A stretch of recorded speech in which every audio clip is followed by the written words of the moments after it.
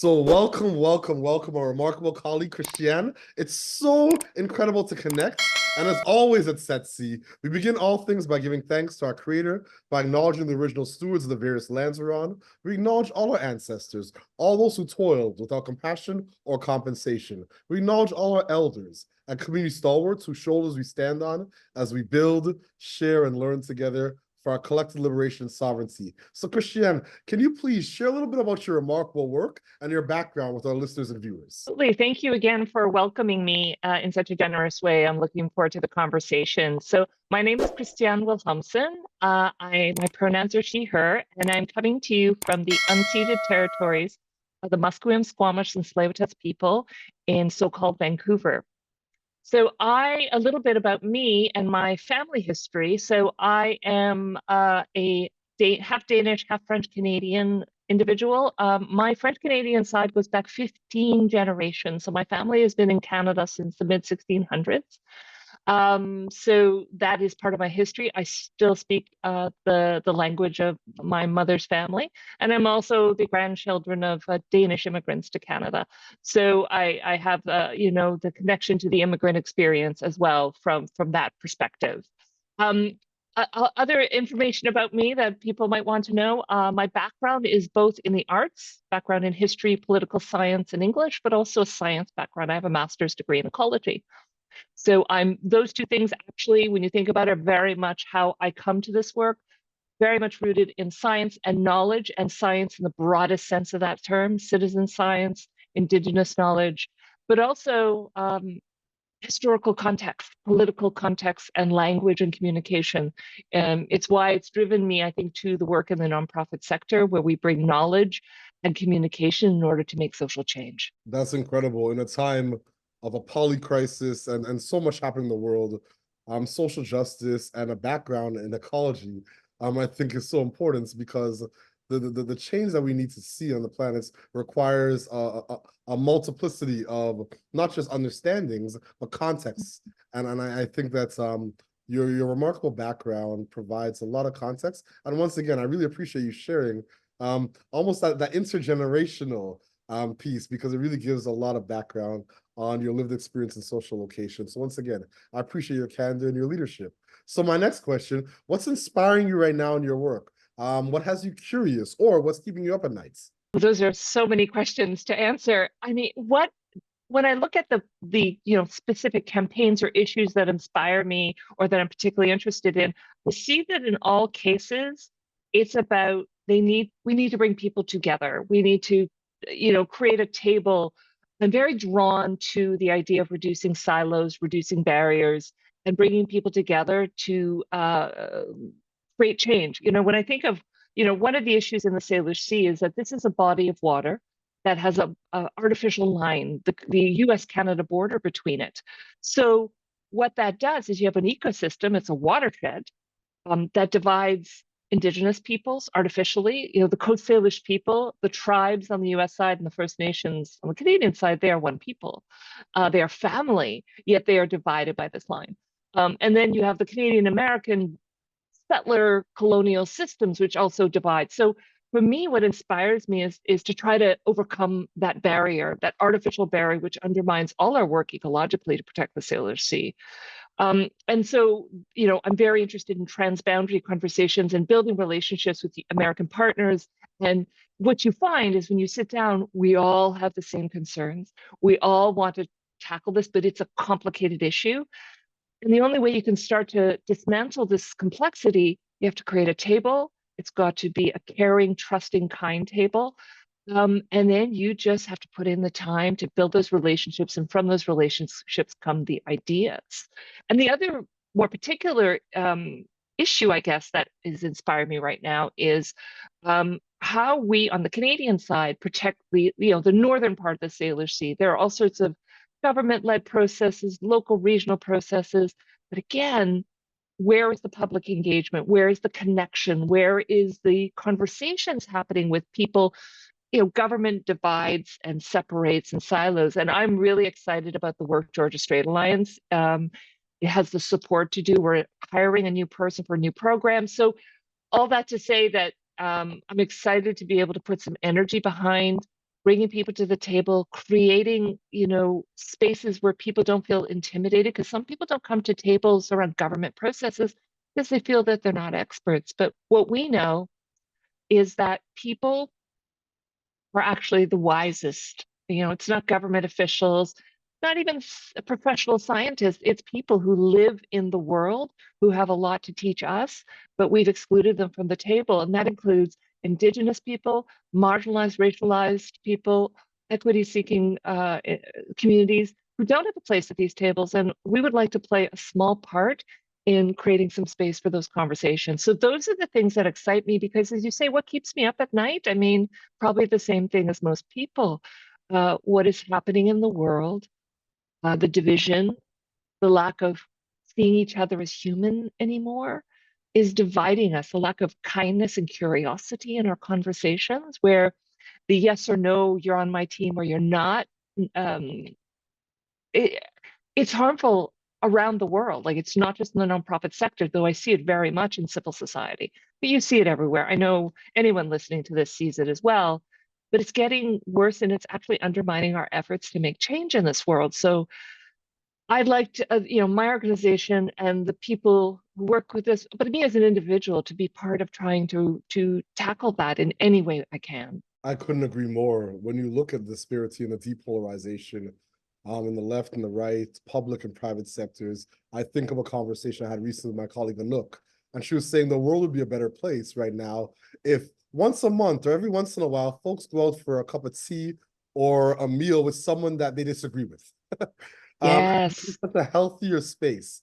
And I think that all the nuances and the way you articulated the importance of this work, I think is powerful. And the fact that when we set tables, we have to bring kindness. We have to bring compassion. We have to bring mercy. We have to bring empathy. We have to bring grace. These simple values and principles and precepts creates environments that create the catalytic ideas that can actually solve some of these pervasive problems that we're facing. So once again, I appreciate your candor, transparency, and your leadership. So my next question is, do you have a set of key priorities right now in your work?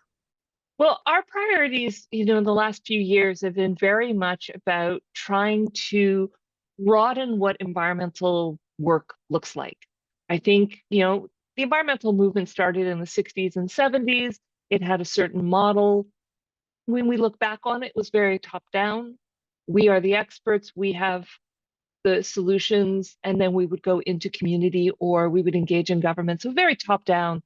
I mean, some groups were more grassroots and more engaged, but I think over time there's been a shift in a way that has disconnected us from community, and their communities whom the environmental movement has never been very connected to. So in our organization, a priority is really to start centering environmental justice in our work. And we, in 2022, did a deep dive into our work, into our mission, our vision, and we actually embedded environmental justice in our work. Now, not that was easy work, but now the hard work, what does that really mean? What does a marine conservation organization in British Columbia do to center environmental justice and to center Indigenous rights and sovereignty? And that's the heavy work that we're in the midst of doing. So again, so that we can be a very authentic organization that is supporting the systemic change we need to do. Because I think one realization I had, and I know I'm not the only one, but in 2021, Western Washington University and the Salish Sea Institute released a report on the state of the Salish Sea. It hadn't been done in about 25 years.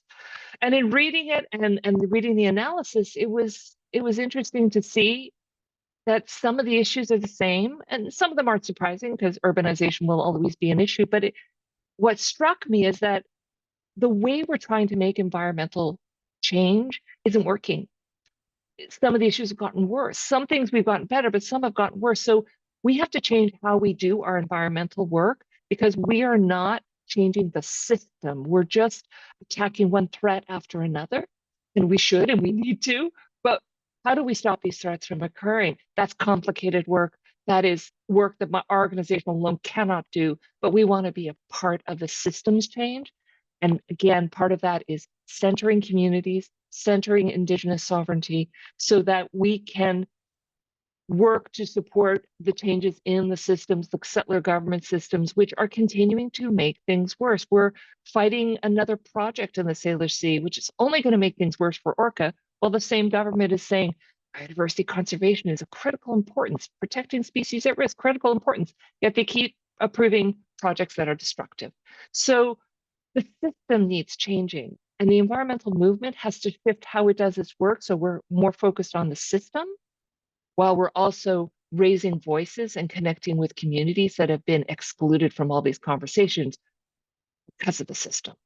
So it's heavy work, it's complicated work, and we are committed to doing it at the same time as we need to not to ensure that we're not letting some of these more urgent issues pass us by. So it's a lot for a small group like ours, but the good news is we're working more and more with partners, other environmental groups, but also people outside our traditional sectors to have these conversations. That's incredible. This is daunting work, and I empathize completely. And really, I'm excited about some of the remarkable things I'm hearing from your organization. But more importantly, like, I agree completely. Systems change work is hard.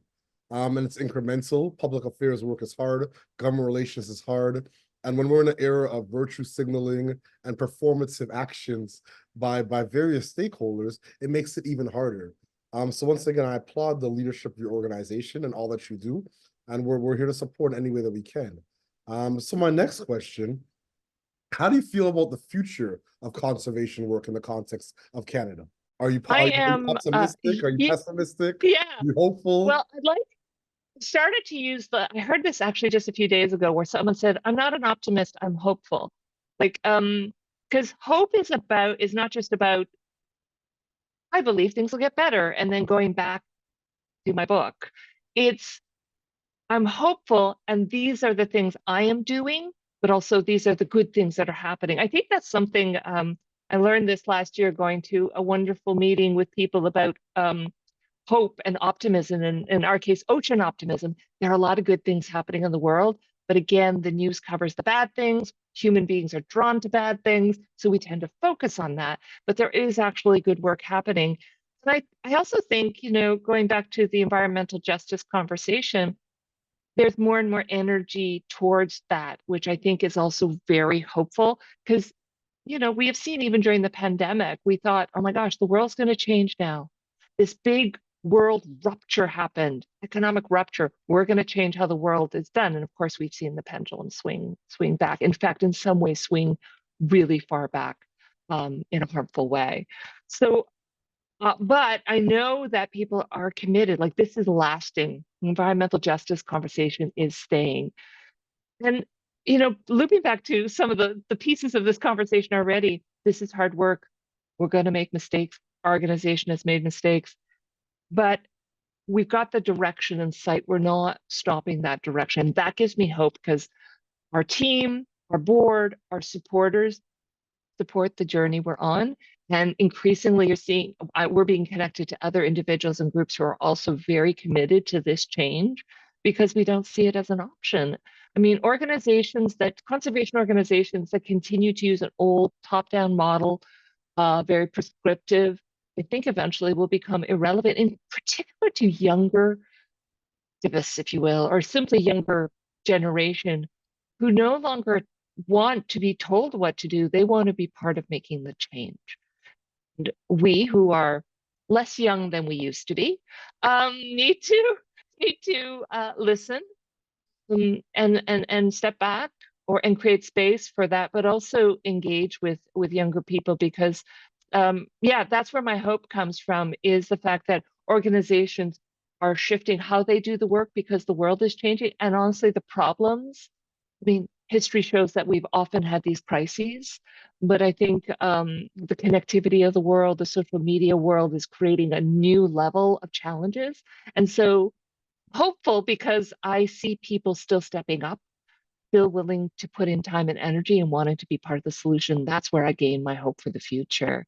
And I stay off social media as much as I can now because it becomes a dark place for you. Because if you feel like, well, what's the point? And that is the worst thing that can happen in our movement is that we give up because we can't, and because there is hope for a better future. There really is. I really believe that. I couldn't agree more. The doom scrolling is definitely scary. It I is. really get inspired by some of the remarkable work I do see in the environmental and climate action movement by young people on social media. Mhm. I'm really speaking truth to power. There's some remarkable leaders, Vanessa Natakia, across the world. But the fact And you of need to listen to them.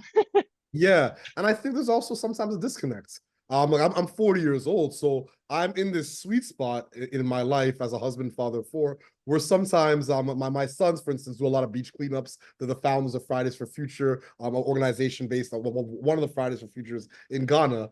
And so, but a lot of times when I think about the work being done, a lot of times there is this intergenerational gap. And when I say that, I mean there's elders in the community or folks that are older, more senior, that sometimes, like you said before, may not be maybe more paternalistic and prescriptive in terms of the approach. And there's young people that think they discovered climate issues or environmental justice, Yeah. now realize they stand on the shoulders of many folks before them. So there's a conversation I have with my sons all the time in terms of their work around their small pocket of Fridays for Future networking in West Africa. But definitely, I think that staying off social media is never a bad thing. So No, no. I applaud your diligence. Yeah. I try. I mean, I'm as guilty as anyone of getting drawn back in, but I don't want to lose what you just said. There is, again, what I said before, there's this your team, my team. So sometimes I'm seeing older generation rejecting younger people, but I'm also seeing younger people reject the older generation when in fact we all have something to offer. And we have to be careful not to create a divide that doesn't need to be there, because in fact if we came to the table with an open heart and with kindness and a willing to listen and learn, we'd find we have a lot in common, a lot to teach each other, and we create something better, which is true collaboration. I mean, true collaboration is not I come to the table to get what I want. It's I come to the table to see if we can create something more together. And we have to, I hope that again, that table can be created more, because I do worry sometimes when I see, um, older people rejecting young ideas because the person, you know, doesn't have 30 years of experience. But it's also sad to see older people who have experience to offer getting rejected as well. I couldn't agree more. And I think that's part of the work that we're doing in terms of ecosystem mobilization and ecosystem amplification, really making sure that leaders have an opportunity to share their wisdom and actionable insights, because intergenerational collaboration is vital to this work. Oh, And absolutely, absolutely I don't think necessary. any one generation has the panacea at all. Yeah. So my second last question, what is your ultimate goal and what does success look like and feel like to you and your colleagues? Oh, that's such a lovely question. I think success is when we are easily finding ourselves in different communities, engaging with them. Like building relationship takes time and it sometimes can feel awkward, especially a community you may not know a lot about. But if, 5 years from now, we know people in different racialized communities or marginalized communities. We have deep relationships with different nations and we're supporting their goals and their efforts. And there's an ease of relationships in different communities that all feed towards our mission and inspire our work. And that's where our ideas are coming from. They don't come necessarily for a small group of staff, but they come from the community. That just fills me with a really warm feeling of connection. And I think it'll show up in the health of the Salish Sea, because communities will be connected, communities will be healthier because of those relationships and the projects that are being put into place. But the Salish Sea as a whole will be healthier because we'll be tackling really difficult threats to the region in a relational way, but in also a very holistic way. So, that's our vision for the Salish Sea is an ecosystem teeming with life where healthy and just communities live in balance with the environment. That balance will only come when we are in deep relationship with each other. So, that to me is what success will look like. That's incredible. That's incredible. Thank you. So my last question, do you have any closing thoughts or calls to action for our listeners and our viewers? Well, I guess, there's often a conversation when it comes to environmental protection of what we do as an individual versus what we do as a collective and what's more important. And sometimes I get concerned when people say, well, it's all on the individual to do everything. And I also get concerned when we go the other way. I believe that everybody has a role in social change. That will be different depending on your age, your lived experience, your social economic situation.